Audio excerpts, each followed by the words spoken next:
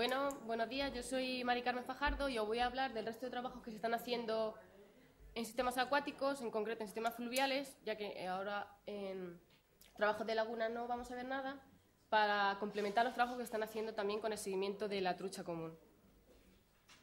Bueno, estos son nuestros objetivos, ¿no? Son los principales: estudiar la biodiversidad de los grupos de macroinvertebrados acuáticos que son vulnerables al cambio global en el Parque de Sierra Nevada, analizar sus cambios de distribución y estructura de comunidades respecto a estudios anteriores realizados en el macizo de Sierra Nevada, y también detectar cambios tanto en la dinámica fluvial como en la variación de la temperatura del agua a consecuencia de los cambios. Estos son nuestros puntos de muestreo. Los que están en naranja son todo donde se toman tanto muestras de macroinvertebrados, caudales in situ y fisicoquímicos como son temperatura, conductividad y oxígeno disuelto y pH. Y las que tienen dos colores son donde se han instalado sondas de temperatura en continuo y toman temperatura del agua cada 3 horas.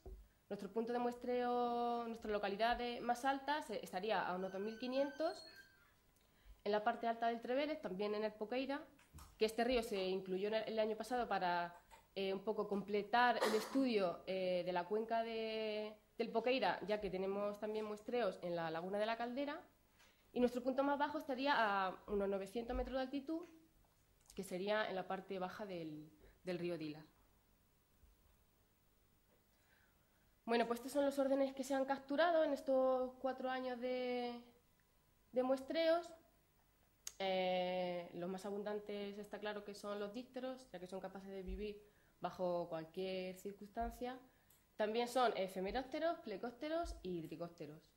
Y un 85% de los individuos totales capturados corresponderían sobre todo a estos 4 órdenes.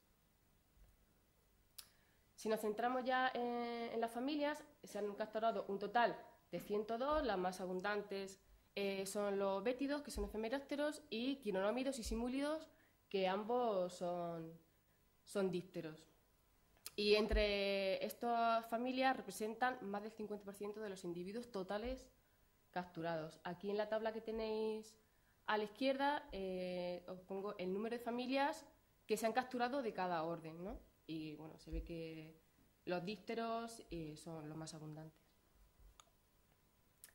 Esta sería la estructura típica de una comunidad de alta montaña, según bibliografía, y podemos ver que se ajusta bastante a la nuestra, ¿no? Y su distribución se ve afectada sobre todo por la estabilidad del cauce, la temperatura máxima del agua y los aportes de materia orgánica alóctona. Bueno, las comunidades de alta montaña de macroinvertebrados se caracterizan porque hay un número alto de endemismos, así como taxones reófilos y estenotérmicos de agua fría.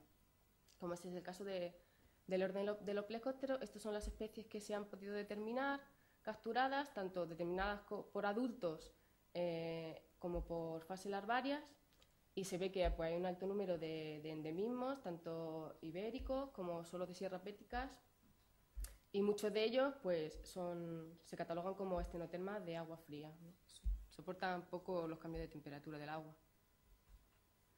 Estos serían los tricópteros, que se caracterizan más que por tener tendencias a estenotermas, porque se adaptan muy mal a los cambios cambios ambientales, ¿no? Sobre todo prefieren aguas con mucho oxígeno, aguas muy limpias, toleran mal el aporte de materia orgánica y muchos son específicos de zonas solo por ejemplo, de cabecera silicia, ¿no? Como es el caso de gran parte de Sierra Nevada.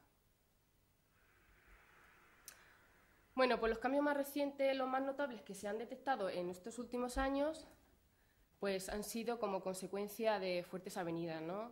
Y como una imagen vale más que 1000 palabras, ahí os he puesto cómo quedó la parte baja del Andarax a principios del 2010, y vemos cómo tiene una repercusión directa en la riqueza de la zona.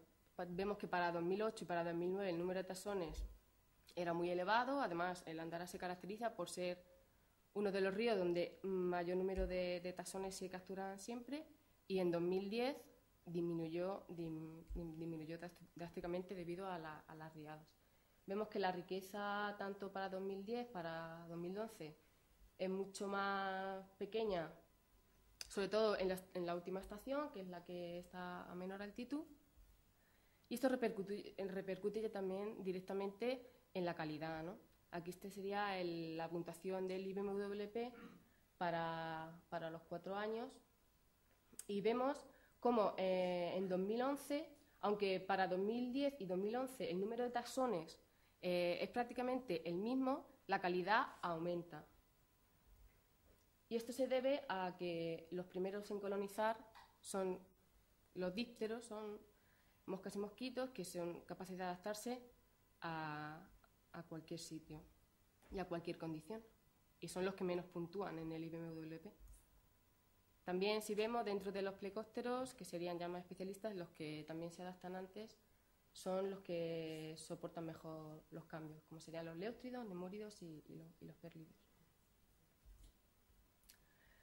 Bueno, pues los posibles cambios de estructura de comunidades a largo plazo hemos visto, por ejemplo, para este léutrido, que es exclusivo de zonas de alta montaña, cómo su distribución en la cara norte y en la cara sur se comporta de manera diferente. En la cara sur se ha encontrado solamente a 2.500 metros, en las estaciones de muestreo que tenemos por debajo no se han llegado a localizar.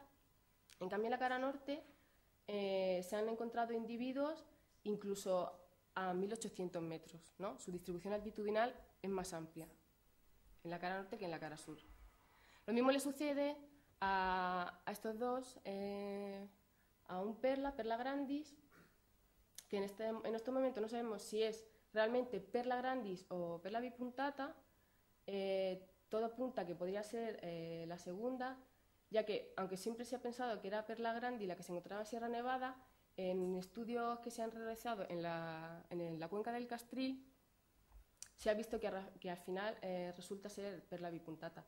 Habría que coger su fase adulta, especialmente el macho, y ver si realmente sería esta especie.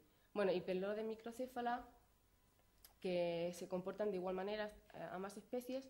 En la cara sur, de igual manera, se encuentran en una distribución altitudinal mucho más alta que en la cara norte, que se encuentran a menor altitud. Además, en los trabajos que hicieron anteriormente Hidraena en la cuenca del Trevélez, ellos no llegaron a localizar Perla grandis en ninguna de sus estaciones, y nosotros en 2011 hemos encontrado a 2.500 solamente un individuo. ¿Eso qué quiere decir? Que ha llegado ahí por arrastre.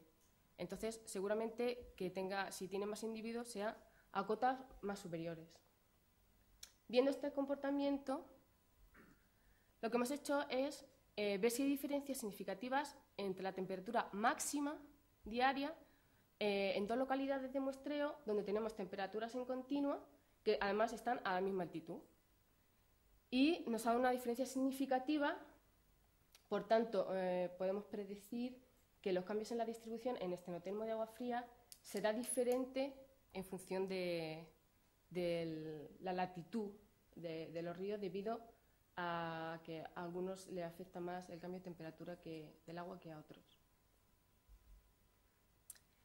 Hemos cogido trabajos, por ejemplo, de Sánchez Ortega y Alba Tercedor en el 89, donde hacen un trabajo de características de fenología y distribución de especies de plecóptero en Sierra Nevada. Esta sería su tabla de distribución altitudinal para estas especies. Las líneas rojas son nuestros límites altitudinales, ¿no? en los que nos podemos basar. Y las líneas amarillas serían las distribuciones altitudinales que nos han salido a nosotros. Vemos que hay diferencias. Hay algunas que solo se han encontrado en cotas más altas, en la parte más alta de la distribución que ellos detectaron, pero lo que nos ha llamado la atención es que todos han modificado su distribución altitudinal, pero sobre todo por las cotas más bajas. O sea que han reducido su distribución. Están subiendo, pero se nota más en las zonas más bajas. Hay algunas que no, por ejemplo, Dinocraceflotas, Y Pela marginata, seguramente si hubiéramos seguido muestreando en más bajo, hubieran aparecido, ¿no? Ahí no se ven de cambio, pero en otras muchas sí. Basándonos en otros trabajos anteriores, un trabajo que hicieron Carmen Zamora y Alba Tercedor se publicó en el 92, pero los datos se tomaron en el 86, en la cuenca del Monachil. Nos centramos sobre todo en el punto de muestreo que tenemos a mayor altitud, que nosotros lo tenemos a 2050, yo lo tenía prácticamente, no creo que sea el mismo punto, pero es similar, además las características son similares y la proximidad es muy cercana. Esta era la riqueza del número de taxones que ellos tenían. Estos serían los órdenes que ellos capturaron.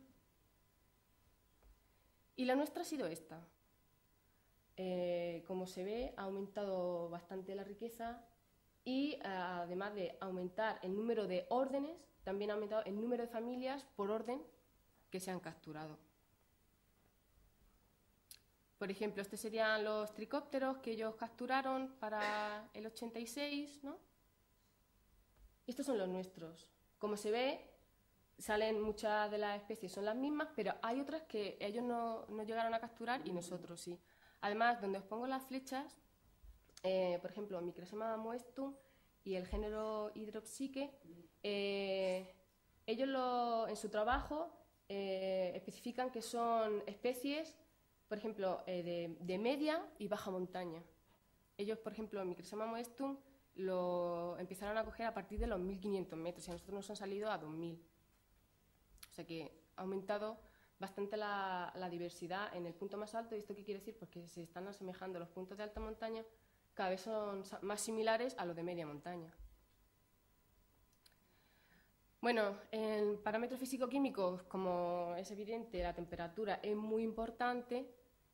Entonces hemos hecho un seguimiento de la temperatura, como ya os he dicho, en continuo. Esto sería una correlación entre la temperatura ambiente y la temperatura media mensual para diversos puntos, y bueno, pues está claro que la correlación es bastante alta. Y lo que hemos visto, no sabemos si es simplemente coincidencia en los últimos años, donde tenemos las ondas que son desde el 2009, finales de 2009 hasta ahora 2012, que, por ejemplo, estas son temperaturas medias mensuales, son mucho más extremas tanto en invierno como en verano. Los inviernos el agua es mucho más fría y en verano es mucho más caliente, o sea, las diferencias son cada vez mayores. Esto sería temperatura media diaria. Por ejemplo, para el río Dilar, entre el 2011 y el 2012 ha sido una diferencia bastante considerable. Igual que para el río Andarax, ¿no? El invierno ha sido mucho más frío y el verano ha sido mucho más cálido. Y bueno, estas serían más o menos nuestras conclusiones, que taxones de media montaña han empezado a aparecer en zonas de alta montaña, por encima de los 2000 metros. Los mayores cambios estructurales en una misma comunidad han sido consecuencia de riadas, ¿no?, producidas por lluvias torrenciales. El aumento de la temperatura máxima del agua da lugar a un aumento de la distribución altitudinal de especies estenotermas y en los últimos años la diferencia de temperatura entre invierno y verano han sido más extremas. Y ya está, muchas gracias.